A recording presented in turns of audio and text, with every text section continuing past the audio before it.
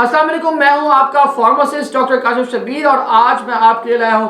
डुफोलेक्स syrup के बारे में इंफॉर्मेशन जो कि मार्केट में 120 ml और 240 ml की बोतल में दस्तयाब है। डुफोलेक्स सिरप में मौजूद अगर सॉल्ट के बारे में आपको बताऊं तो इसमें मौजूद है लैक्टुलोज जो कि ऑस्मोटिक लैक्सेटिव है और बेसिकली कर्ब्स कुसा के तौर पे इस्तेमाल होता है। देन अगर इसमें बात करूं कि डुफोलेक्स सिरप में लैक्टुलोज की कितनी अमाउंट मौजूद है तो उसमें 66.7 ग्राम पर 100 ml के हिसाब से लैक्टुलोज मौजूद है।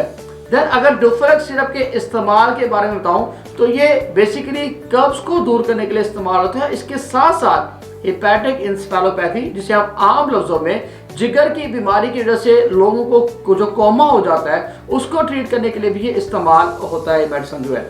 देन अगर इसके आपको डोज के बारे में बताऊं कि डुफोलेक्स की कितनी डोज इस्तेमाल कराई जानी चाहिए, क्या ये बच्चों को इस्तेमाल कराई जा सकती है या नहीं कराई जा सकती, तो जी हाँ, आजकल बच्चों में बड़ा कॉमन मसला होता है कॉन्स्टिपेशन का। तो 1 साल से कम उम्र बच्चे को भी आप डुफोलेक्स का सिरप इस्तेमाल करा सकते हैं। आप इसकी कितनी डोज देनी है, अगर आपके बच्चे की एज 1 साल से कम है तो आप उसे आधा चाय का चम्मच दिन में 2 मरतबा दे सकते हैं। अगर बच्चे की उम्र 1 साल से लेकर 6 साल तक है तो आप 1 से 2 चाय के चम्मच दिन में 2 मरतबा दे सकते हैं। अगर बच्चे की उम्र 7 साल से 14 साल के दरमियान है तो आप इसके 2 से 3 चाय के चम्मच दिन में 2 मरतबा दे सकते हैं। देन अगर अडल्ट है, बड़ा है, तो उसको कितनी डोज देनी चाहिए, तो आप इसका 15 ml मीन्स 3 चाय के चम्मच से लेके 45 ml तक, मतलब मैक्सिमम जो है वो 9 चाय के चम्मच तक दिन में 2 मरतबा दे सकते हैं depending upon the severity. Then अगर इसका इस्तेमाल की बात करें कि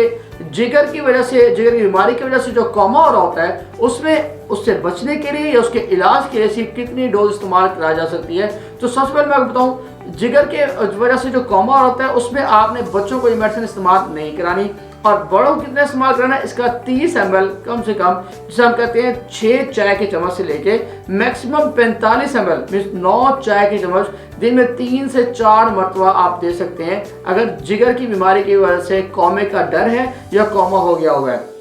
देन अगर इसकी मेंटेनेंस डोज की बात करूं कि आपने पहले तो ये डोज दे दी, फिर मेंटेन कैसे करना है, जब आप ये देखें कि आपका स्टूल जो है वो 2 से 3 मरतबा एक सॉफ्ट स्टूल आना शुरू हो गया और उसके हिसाब से इसकी डोज को एडजस्ट कर सकते हैं कि फिर आपने 15 ml दिन में लेना है या 30 ml लेना है। वो डिपेंड करता है कि आपका जो रिस्पॉन्स है वो किस हिसाब से आ रहा है। देन अगर मैं इस मेडिसिन के मुज़रसात के बारे में बताऊं तो सिंपल से हैं, फ्लैचुलेंस हो सकती है, कुछ लोगों को पेट में दर्द हो सकता है, नौसिया हो सकता है, वॉमिटिंग की फीलिंग आ सकती है, तो बेसिक साइड इफेक्ट्स आते हैं। देन अगर प्रेगनेंसी की बात करें तो क्या ये सिरप प्रेगनेंसी में इस्तेमाल कराया जा सकता है, तो बिल्कुल ये सिरप आप प्रेगनेंसी में इस्तेमाल करा सकते हैं। देन अगर लैक्टेशन की बात करें तो अभी तक जितना भी डाटा है उसके मुताबिक कोई ऐसा साइड इफेक्ट, कोई ऐसा प्रॉब्लम इससे रिपोर्ट नहीं हुआ, तो आप इसे लैक्टेशन में भी इस्तेमाल करा सकते हैं। अगर इस मेडिसिन के इंटरेक्शंस के बारे में बताऊं कि किस किस मेडिसिन से इसके इंटरेक्शंस आ रहे होते हैं, तो स्टीरॉइड्स के साथ इसके इंटरेक्शंस आते हैं, थायराइड्स के साथ इंटरेक्शन आते हैं, एम्फोटेरासिन बी के साथ इसके इंटरेक्शन आ रहे होते हैं। इसके अलावा